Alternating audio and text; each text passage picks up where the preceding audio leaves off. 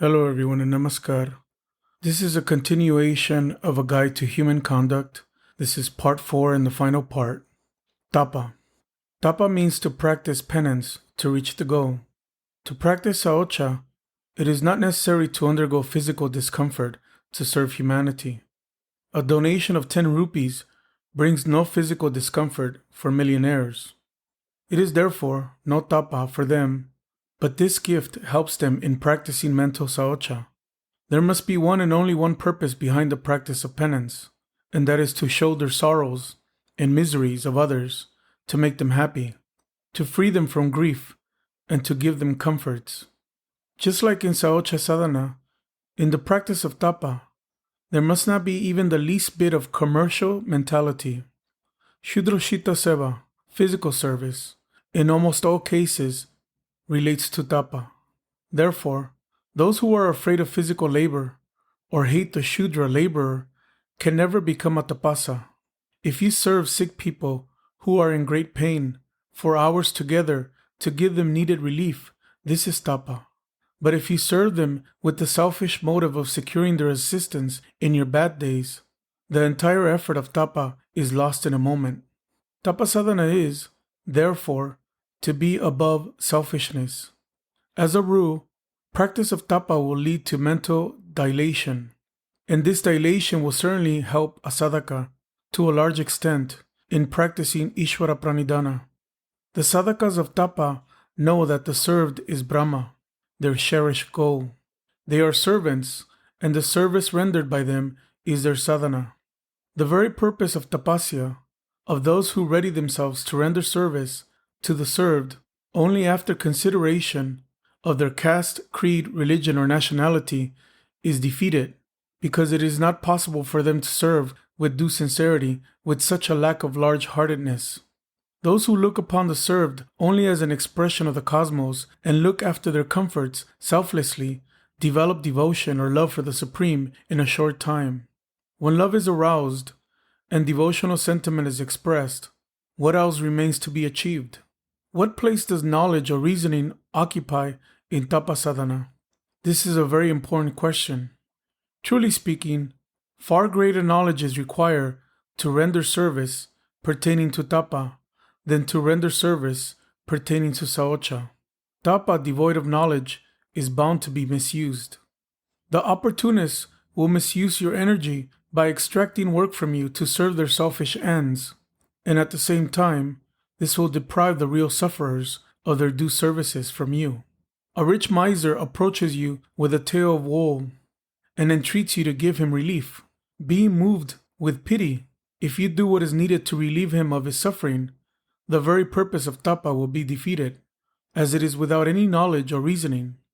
The end result of your service will be that the rich man whom you have served will become more miserly and more selfish, and will in the future try to deceive in a greater way people who dedicate themselves to the service of humanity. Secondly, as you will, to some extent, know his inner motive, you will become mentally depressed, and you will also develop a hostile attitude towards him. Therefore, while following the principle of tapa, you should ascertain fully well whether the person you are going to serve really needs your service. Only then should you engage yourself in service. In practicing tapa, you should always give consideration to those who are inferior to you and not to those who are superior. Your responsibility is greater for those who are weaker, poorer, less educated, more ignorant, and downtrodden in comparison with you. Your responsibility is very little for those who are above your level, who are better off and more powerful than you.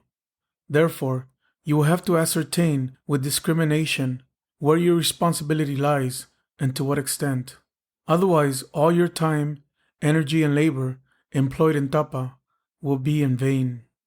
To banquet the rich is of no use. Give food to the starving. There is no need to send presents to your superiors. Send medicine and food to the sick. Don't waste your time in flattering the rich. It will yield no result. Conquer the hearts of the underprivileged by your sympathetic behavior and accept them in your society. You cannot attain Brahma by tapa if it is devoid of discrimination, because in such cases You do not make the proper use of objects. Of course, it is better to do something than nothing, and with this end in view, tapa, even without discrimination, has some value. It has some psychological benefit. Buddha said, "Win the miser by charity, win the liar by speaking the truth." You can definitely influence a miser by your charity, and there is nothing bad in this. But it is not what is understood by the term tapa. There is another peculiarity in tapa. When the activities of human beings are not guided by discrimination, they are goaded by instinct. Tapa with discrimination changes the course of action and leads people towards emancipation. Of course, devotion also gives rise to discrimination, but such devotion cannot be aroused in those who have not experienced cosmic bliss. Svariyaya. Svariyaya means the clear understanding of any spiritual subject. In ancient days, students carried on their day-to-day Svariyaya in the hermitage of the rishis, but the circumstances have changed, and the term Svariyaya has also lost its meaning with passage of time. Nowadays, reading religious scriptures without grasping the meaning is also considered to be Svariyaya. Religious professionals have misguided the public by their misinterpretation of the term Svariyaya. They say, "These are the results of reading such and such books. It matters little whether you understand the meaning or not. If you cannot find time to read books, simply touch your head with them thrice. Or if you have no time to hear religious sermons, offer fruits or sweets to the deity. This will yield the same result. This is the real thing."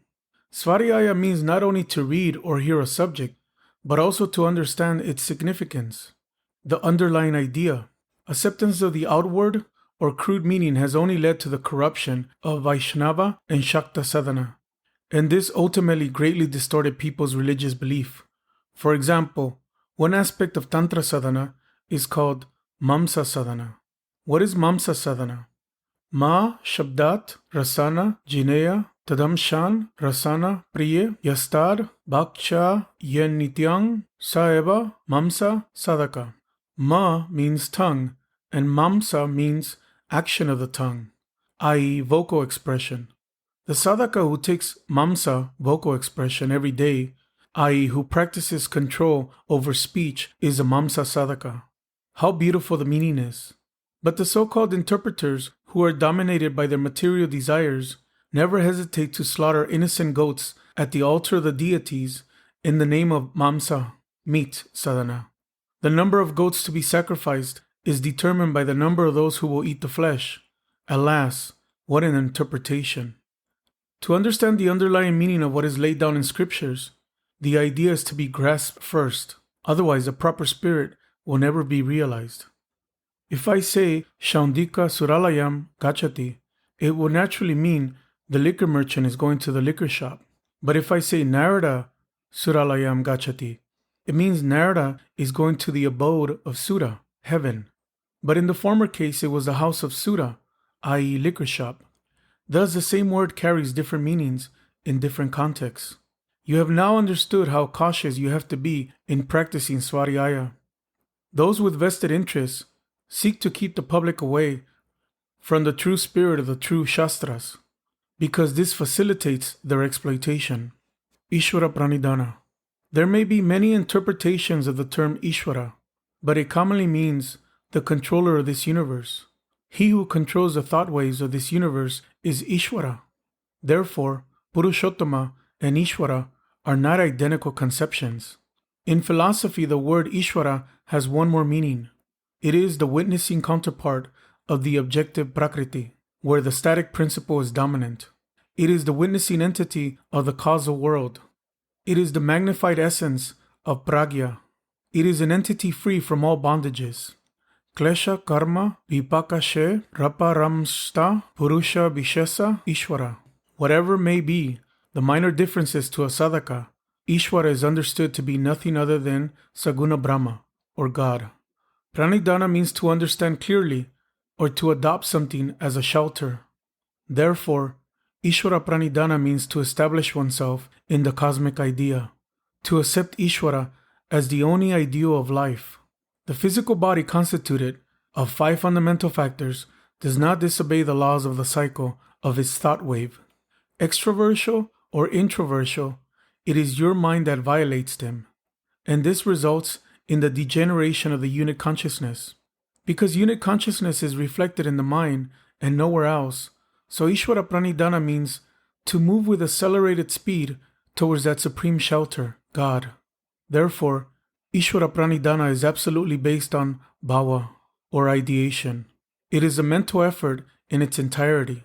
Shouting at the top of one's voice for a big crowd to assemble, or showing devotion by beating drums, etc., has got no place in it. Your Ishvara is not deaf. Don't shout to convey your mental feelings to him. One will have to detach the mind from worldly propensities while meditating upon Ishvara, God. First, the mind will have to be withdrawn from the limited I feeling and focus at a point. Then, one will take the thought of the macrocosm around that point with the help of the ideation of the mantra prescribed according to one's own samskara, mental potentiality. He is the subtlest entity. Therefore, he can be realized only through feeling and by no other means. Perhaps you know that japa is of three kinds: Vachanika, Upanchu, and Manasika. Vachanika japa, the attempt to attract his attention by reciting prayers in a loud voice, is absolutely meaningless. Respect, affection, sincerity, and devotion are attributes of the inner heart and are not to be expressed loudly in the language of flatterers. Vachanika japa, therefore, serves no purpose. However, when a desire for vocal expression of an internal feeling is aroused, the divine touch can be expressed in sweet language in the form of a verse or song. As for example, the mantra Om Namaste Sate Sarvalokash Shrayaya occurs to my mind. Mantras of this type are very good, but they cannot serve the purpose of autosuggestion of Ishvara Pranidhana. Verses or mantras uttered in such a low tone that they are hardly audible are called Upamshu Japa. Although this is better than Vachanika Japa, it cannot be considered an ideal style of japa. Mental japa is the best process of Ishvara Pranidhana. One's ideation should be expressed mentally, and the mind should be its witnessing entity. If this mental japa is practiced regularly and properly, after learning the same from a competent teacher, the mind will progress in a particular flow, a forward movement on the path of Pratisanchara of Brahma.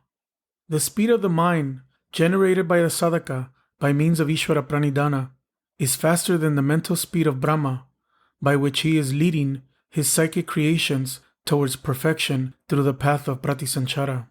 When the mental flow of a spiritual aspirant moves along the introversial phase of macrocosmic meditation, one's animative force, having the potentiality of divinity itself, rises above all tendencies, all samskaras, and proceeds towards eternal bliss.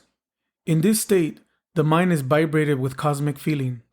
The unexpressed divine qualities of the higher glands find expression, and the resonance of the mind vibrates the nervous system. This gives rise to pious expression in the physical body. In the case of those people whose occult feelings are not physically expressed due to causes associated with the nerves, the mental vibrations cause certain radical changes in the various glands within the body. These occult feelings are basically of 8 types: stamba, astounding; kampa, trembling; sweda, sweating; svaraveda, hoarseness of voice; ashru, tears; romancha, horripilation; vevarna, change of color; and pralaya, fainting fit. There are other feelings associated with these major feelings. For example, nirritya, dancing; gita, singing; viluntana, rolling; kroshana, weeping; humkara, roaring; lalas raba, salivating; jrimbana, yawning; lokapeka tyaga, indifference; atahasya, bursting into laughter; gurnana, whirling; hika, hiccoughing; tanumotana, relaxation of the physical body; and dirgash vasa, deep breathing. The probability of such signs is very little in the case of Vachanika and Upamshu japa. That expression is very natural in case of those who have learned the correct process of sadhana. These are associated with pleasure and not with pain of any kind. Therefore, those who do not practice sadhana should not be unnecessarily afraid of these signs. When such occult symptoms appear, The sadhaka also should not worry in any way. In this state, if the sadhakas pay attention to expressing those signs, their progress will be retarded. If they suppress these occult feelings, their bhava or ideation itself will be disturbed, and their minds will become detached from Ishvara Pranidhana. You should always remember that cosmic feeling is above everything else. It is unwise to waste time paying attention to the external symptoms of the ideation or bhava. These occult symptoms disappear as soon as the mind is detached from cosmic objectivity. When sadhakas attain the capability to establish themselves in cosmic feeling for long periods, those ideations are confined to the mental body only, and the physical body becomes calm to a great extent. It is desirable to practice various lessons of sadhana alone, in a lonely place. But Ishvara Pranidhana can be practiced both individually as well as collectively. In collective Ishvara Pranidhana, the combined mental efforts work together and so give rise to the expression of the higher signs in a very short time. Therefore, like all other aspects of sadhana, Ishvara Pranidhana should positively be practiced alone in a lonely place. But in addition, do not miss the opportunity of collective Ishvara Pranidhana whenever some of you conveniently meet together. The indomitable mental force aroused as a result of collective Ishvara Pranidhana will help you solve any problem, great or small, on this earth. It is for this reason that you should always be zealous to attend weekly Dharma Chakra regularly. Ananda Purnima, 1957, Jamalpur. Thank you.